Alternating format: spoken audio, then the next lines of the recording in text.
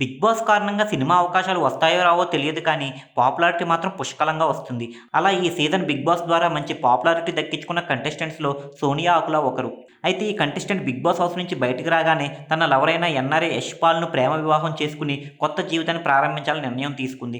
ఈ మేరకు ఈ జంట గత నెల 21నే ఘనంగా నిశ్చితార్థం చేసుకోగా, తమ మొదటి శుభలేఖను బిగ్ బాస్ హోస్ట్ నాగార్జునకిచ్చి పెళ్లికి ఆహ్వానించారు.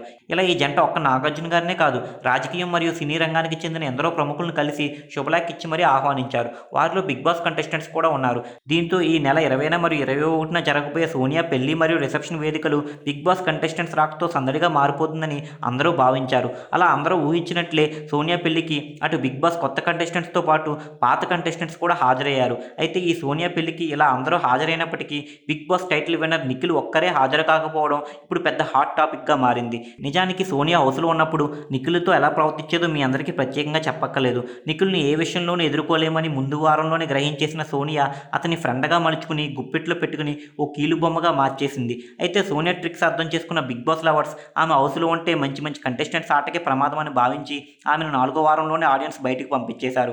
ఆ తర్వాత సోనియా హౌస్ నుంచి బయటకు వచ్చేసి ఏకంగా బిగ్ బాస్ యాజమాన్యం మీదనే ఆరోపణలు చేశారు. నిఖిల్‌తో ఉన్న తన ఫ్రెండ్‌షిప్‌ను తప్పుడు కోణంలో ప్రజలకు చూపించారని ఆమె బాధపడ్డారు. దీంతో ఆమె మాటలు కొందరు నమ్మినా మరికొందరు నమ్మలేదు.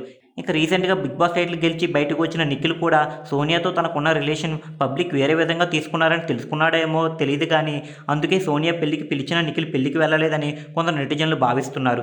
మరికొంతమంది అయితే సోనియానే నిఖిల్‌ను పెళ్లికి పిలిచి ఉండదని అంటున్నారు. ఇదిలా ఉంటే నిఖిల్ ఫ్రెండ్ పృథ్వీ మాత్రం సోనియా పెళ్లికి హాజరయ్యాడు.